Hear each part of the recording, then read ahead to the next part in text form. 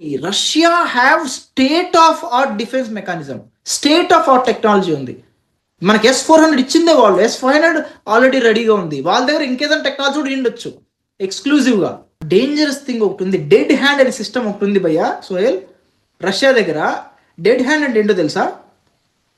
పొర్రపాటున Russia మీద ఏదైనా nuclear missile కానీ, లేకపోతే పుతిన్ మీద ఏదైనా డెత్ అటాక్ కానీ ఏదైనా చేసి ఆయనకి ఏదైనా అయ్యిందంటే 15 మినిట్స్, జస్ట్ 15 మినిట్స్లో ఎన్ని మిసైల్స్ గాల్లోకి లేస్తాయంటే న్యూక్లియర్ మిసైల్స్, వాళ్ళ ఎనిమీ కంట్రీస్ మీద అన్నిటి మీద ఆటోమేటిక్గా మిసైల్స్ వెళ్ళిపోతాయి. నేను బ్రో రష్యాదేదో విన్నా న్యూస్ లో, ఏం జరుగుతుంది అక్కడ బ్రో? అది పెంట అయిపోయింది తెలుసా. ఇప్పటికే చూసావంటే నువ్వు వరల్డ్ వార్ 2 తర్వాత ద బిగ్గెస్ట్ వార్ ఇప్పటి వరకు జరుగుతున్నది ఏంటంటే ఉక్రెయిన్ రష్యా వారే. అసలు న్యూక్లియర్ పవర్డ్ కంట్రీ యుద్ధం చేయడం అనేది it is a biggest kind of danger to the entire world అనమాట. అందులో పుతిన్ ఉన్నది కమ్యూనిస్ట్ కంట్రీ, ఆయన చేతులు ఉంటుంది పవర్ మొత్తం, డెమోక్రసీ కాదు.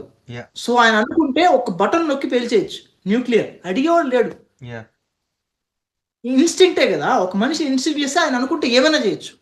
అట్లాంటి డేంజరస్ సిచ్యువేషన్లో ఒక పక్క ట్రంప్ వీళ్ళిద్దరి మధ్య వార్ని ఆపడానికి పీస్ డీల్ అని ఒక అరౌండ్ 20 పాయింట్స్తో పీస్ డీల్ తయారు చేశారు. ఏంటంటే ఇంతవరకు రష్యా ఏదైతే ఆక్రమించిందో ఉక్రెయిన్ నుంచి అవన్నీ రష్యానే పెట్టుకునేలాగా ఒక పీస్ డీల్ జరుగుతుంది, ఇంకా దగ్గరలో క్లోజ్ అయిపోతుంది అనే విధంగా వీఆర్ వెయిటింగ్ అనమాట. ఇలాంటి సిచ్యువేషన్లో మన జెలెన్స్కీ ఎవరైతే ఉక్రెయిన్ ప్రెసిడెంట్ ఉన్నాడో ఆయన ఏం చేశాడంటే అరౌండ్ 91 డ్రోన్స్ పుతిన్ ఉన్న రెసిడెన్స్ మీద వదిలేశాడు. 91 డ్రోన్స్. ఇంతవరకు ఎక్కడ జరిగింది వారు? బ్యాటిల్ ఫీల్డ్ లో జరిగింది, సోల్జర్ టు సోల్జర్ జరిగింది. ప్రెసిడెంట్ మీద ఇంతవరకు అటాక్ జరగల.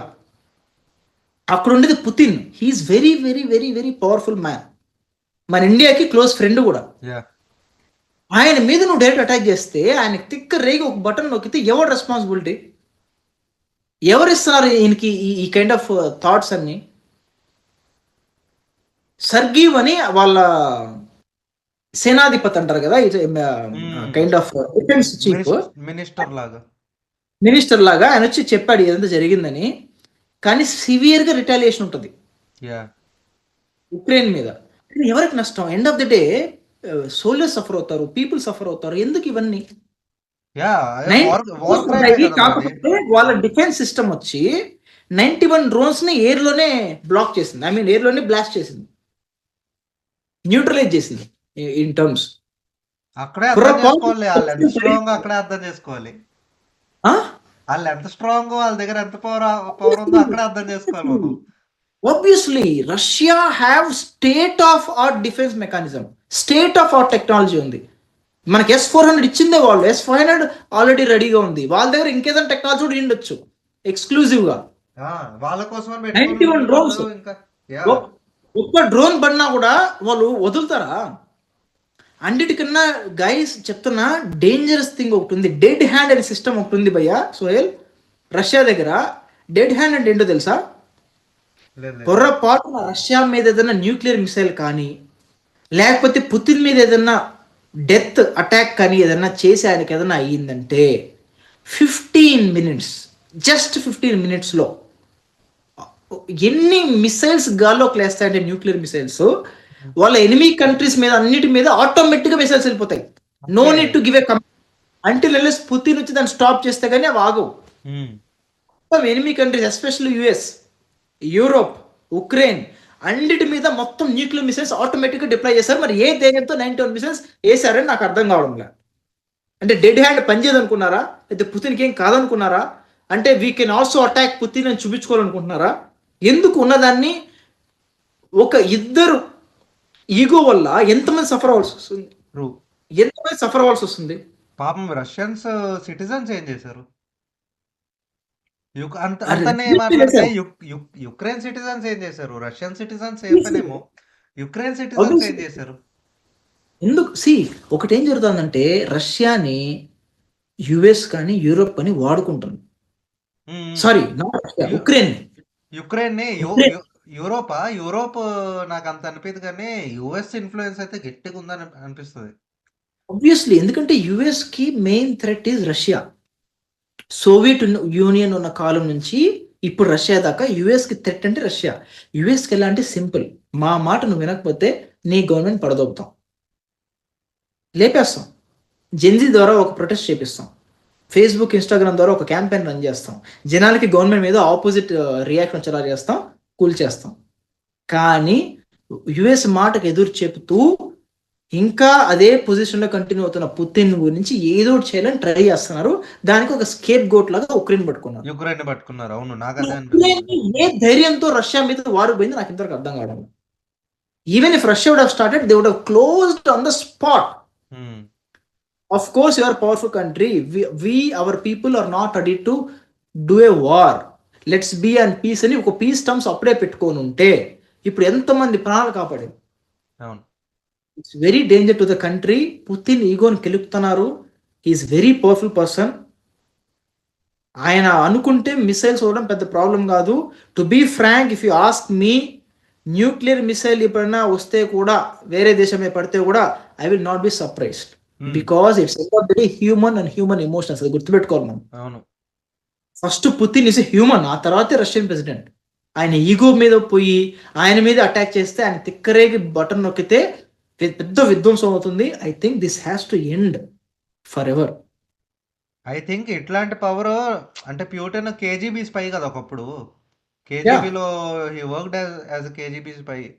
సో ఆయనకి ఆ ఇంటెలిజెన్స్ ఉంది కాబట్టి ఆయన చాలా ఆలోచించి ఏ డిసిజన్ అయినా చాలా ఆలోచించి తీసుకుంటున్నాడు. అదే ఇంకెవరైనా ఉండుంటే ఈగో మీద పోయి పక్కా న్యూక్లియర్ మిసైల్ వదిలేసేవాడు. డెఫినెట్ గా ఒక కిమ్ జాన్ ఉంటే నార్త్ కొరియా అస్సలు వదిలేటోడు కాదు ఈయన. కాబట్టి ఇంకా నువ్వు చెప్పేట్టు ఒక విధంగా కరెక్ట్. ఆయన అట్లాంటి స్టేజ్ వచ్చాడు కాబట్టి హీఈస్ మెంటలీ వెరీ స్టేబుల్. కాబట్టి things are going this long. వాళ్ళ దగ్గర ఓర్స్నిక్ అనే మిసైల్ ఉంది, దానికి ఇంత కౌంటర్ మిసైల్ లేదు ప్రపంచంలో, తెలుసా? Even US also don't have a counter missile. Oreshnik వాళ్ళ దగ్గర కొత్త న్యూక్లియర్ మిసైల్ ఉంది. ఆ మిసైల్ ఏంటో తెలుసా? మామూలుగా మిసైల్ ఫ్యూయల్ ఏంటి? ఫ్యూయల్, లిక్విడ్ ఫ్యూయల్ పోస్తారు, ఫ్యూయల్ కంబషన్ అయ్యి ఆ పవర్ మీద మిసైల్ వెళ్తుంది కదా. వీళ్ళు కొత్తగా ఒక మిసైల్ కనుక్కున్నారు, దాంతో న్యూక్లియర్ ఫిషన్ జరుగుతుంది. దానికి ఇంక ఎండే ఉండదు. Okay, hydrogen bomb. ఇప్పుడు న్యూక్లియర్ ప్లాంట్స్ నుంచి ఎలక్ట్రిసిటీ ప్రొడ్యూస్ చేస్తారు కదా, అలాంటి న్యూక్లియర్ మిసైల్ లోనే ఉంటది. దానికి ఇంకా ఎండ్ ఉండదు, అది రన్ అయితేనే మిసైల్. సో రియాక్షన్ వెళ్తూనే ఉంటది మిసైల్ లో, పవర్ జనరేట్ అవుతూనే ఉంటది. అది ఇంకా కంటిన్యూస్ ఎంతసేపు ఎగిరి కాబట్టి స్పేస్ లోనే ఒక డ్యూరేషన్ వరకు ఉండి అక్కడ నుంచి మళ్ళీ అటాక్ చేయగలదు. సో అంత టెక్నాలజీ ఉన్న రష్యాతో ఇంత ఇదిగా బిహేవ్ చేస్తున్నారంటే you are putting world complete on risk. I think Zelensky have to take a smart move. ఇప్పటికే చాలా చేసావు. మనం గుర్తుందా, క్రిస్మస్ కి ఒక కామెంట్ చేశాడు. అది గుర్తుంది నాకు. ఆ కామెంట్ తగ్గట్టు ఇప్పుడు చేస్తా అంటే అప్పుడే ప్లాన్ ఉన్నింది పుతిన్ మీద అటాక్ చేయాలని. పుతిన్ ని చాలా చాలా తక్కువ అంచనా వేస్తున్నారు. He have been patient. Don't test his patience. ఆ పీస్ డీల్ తొందరగా క్లోజ్ చేసుకోండి. అయినా ఇప్పుడు జరగాల్సిన రిస్క్ అంతా జరిగిపోయింది. వాళ్ళు వదలరు, వదలరు, పుతిన్ వదలడు, అటాక్ చేస్తారు. It's very pathetic. We're in modern world, nuclear capable world. War అనేది అవుట్డేటెడ్ కాన్సెప్ట్. వార్ చేయడం there is no point. War ఎప్పుడు కానీ ఎకనామికల్ గా ఉండాలి. It should be in different ways. Direct battle combat అంటే ఎవరికి తిక్కరేగి ఏ మిసైల్ వదులుతారో తెలియదు. It is very dangerous game. US కి ఏంటంటే మేము కాలేదు కదా, వీఆర్ సేఫ్ అనే ఫీలింగ్ లో ఉంది. ఇలా చేస్తే వన్ ఫైండ్ యుఎస్ కూడా వస్తుంది. US will be responsible for all these things. US ఇట్లా ఫస్ట్ మిసైల్ పడేది యుఎస్ మీదే. They have to be careful. US ప్రతి విషయంలో మధ్యలో ఇప్పుడు ఇందాక మాట్లాడుకున్నట్టు యుఎస్ ఇక్కడ నా అన్వేషణ లాగా ఈ ప్రతి దాంట్లో ఏమో ఏం చూడట్లేదని పిల్లి కళ్ళు మూసుకొని పాలు తాగినట్టు ఉంది. Of course they are very powerful country. I would request US to be even more responsible. I think Trump is trying to stop the war after Trump have come. చూడాలి ఎలా జరుగుతుంది అనేది. But it is very dangerous situation. అంత మించి ఇంకేం లేదు. Ukraine Ukraine simple terms లో చెప్పాలంటే యుక్రెయిన్ శైతాన్‌తో ఆటలాడదామని చూస్తుంది. ఆటలాడదాం చూస్తుంది, which is not really yeah! Good. వెళ్ళకూడదు. Ukraine people also deserve their lives. Yeah! Everybody to carry. Ukraine లో తొందరగా ఎలక్షన్స్ జరగాలి. They have to be democratic process running. ఒక ప్రాపర్ గా గవర్నెన్స్ రావాలి. ఇట్ ఇప్పుడు హ్యాస్ టు ఈయన థింక్. డెమోక్రసీ కాదా యుక్రెయిన్‌లో ఈయన జెలెన్స్కీ గెలిచింది డెమోక్రసీ కాదా? డెమోక్రసీనే, కానీ ఏమైందంటే సోహెల్, ఇప్పుడు మామూలుగా ఏమవుతుందంటే కొన్ని కంట్రీస్ లో if the country is in deep trouble, హ్మ్. ఏదైనా వార్ సిచ్యువేషన్ ఉన్నప్పుడు ఎలక్షన్స్ జరగవు. ఓకే. ఆ వార్ సిచ్యువేషన్ మొత్తం కంప్లీట్ అయ్యేదాకా. ఈవెన్ బంగ్లాదేశ్ లో కూడా అంతే కదా, బంగ్లాదేశ్ స్టేబుల్ గా లేదని యూనస్ వచ్చాడు, యెస్. ఎలక్షన్స్ లేవు, జరగట్లేదు. ఉక్రెయిన్ లో కూడా అంతే.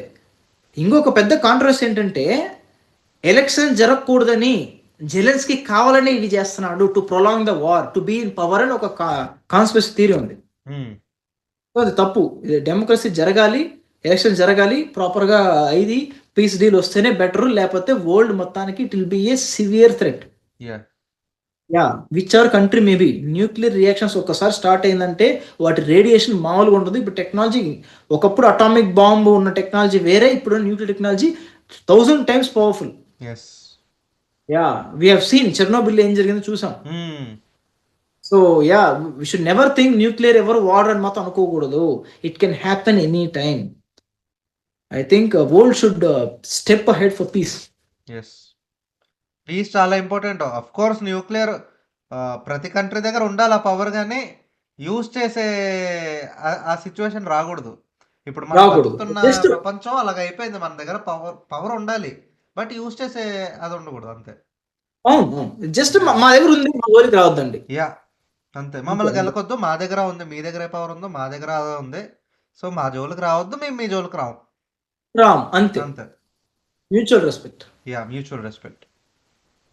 అంతే అండి. మీకు ఇలాంటి కంటెంట్ ఇంకా మీరు చూడాలనుకుంటే దయచేసి కింద ఇద్దరి ఇన్‌స్టాగ్రామ్ ఛానెల్స్, ఇద్దరి యూట్యూబ్ ఛానెల్స్ కింద పెడతాము.